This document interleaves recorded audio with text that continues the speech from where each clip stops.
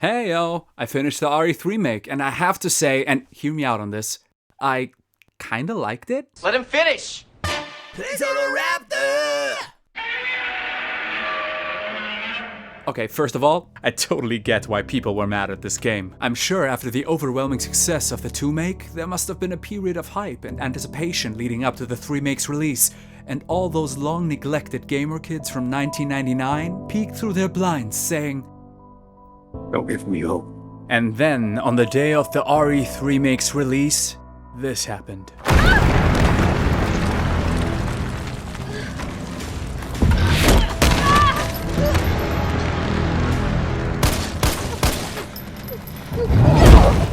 The good thing for me is that I hadn't played RE3 or any RE game when they came out because my mom kept me in a hole where only games were allowed that were age appropriate.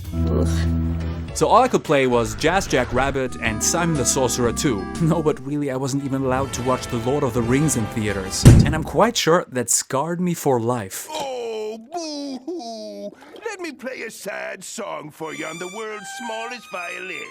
And for that reason, I went into the 3 Make with little expectations, and actually quite optimistically. Not to say that I'm always a glass half full kind of guy, actually I'm neither. I don't believe in glass cups. They were invented by our communist government, so we forget how to use our own 2 hands. Talking about communism, maybe I'm being too topical with this, but aren't you also sick of bad guys with Russian accents? I guess writers feel if a character's name is Nikolai, and he likes shooting stuff, then Got what it is down.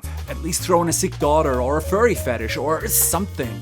However, the game's real bad guy, next to the cash-grabbing capitalism that consumes video gaming as a whole, needs no introduction. Nemesis. What? As Mr. X before, only bigger, stronger, and smarter, this mutated predator's chase on you would stand at the game's front and center. Oh, and there's a lot of potential there. But I don't feel it. Maybe because the only time he's truly chasing us around in a non-linear area, as in RE2, is at the start of the game. Or maybe because it's unclear whether walls are papier-mâché to him, or he should act like I declined his invitation to the school dance.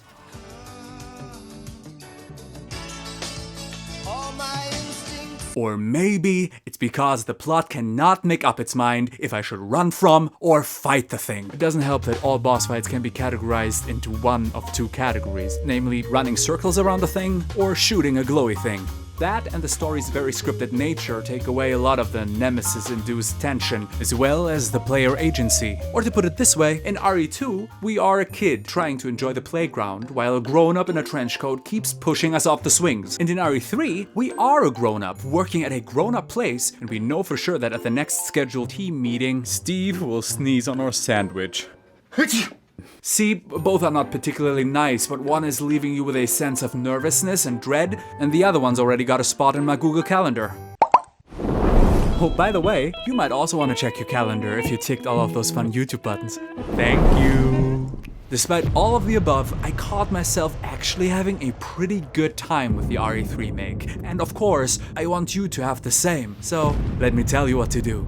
First, Clear your head. Done. and now, just try to look at the RE3 Make as nothing more but an expansion to RE2.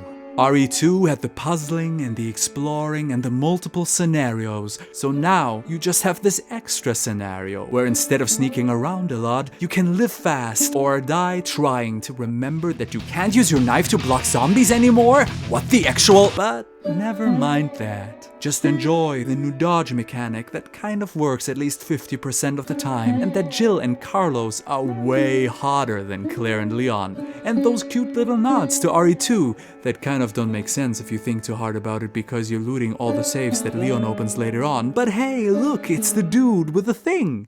That's cool. So yeah, good people, I totally get anyone who was disappointed with this, because of squandered potential and an unreasonable price tag on release day. But if you played and liked RE2, I'd still reckon you should grab this one on sale or something and give it a whirl. It's short and fun, and its almost anime-like level of escalation is quite endearing to me. And as it happens, I still have 2 transformations beyond this one. Oh yeah, by the way, I get it that this thing's supposed to be shockingly smart and that's why it can use weapons and all, but that still doesn't explain where it got those huge-ass custom-made rifles from. Does Umbrella have their own Amazon office? Actually, that would make way too much sense. Or did it just... Dream a little bigger, darling.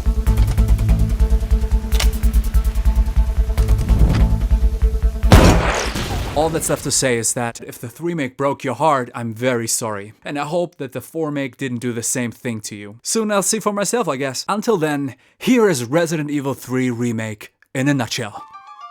The original Lara Croft wakes up without makeup, then wakes up again with makeup, gets evicted, has a meet cute, goes shoot, and she has a long, persisting argument with a very hungry caterpillar. Okay, I have to admit this wasn't much shorter than the game itself, but at least here you can like and subscribe. Thanks, bye.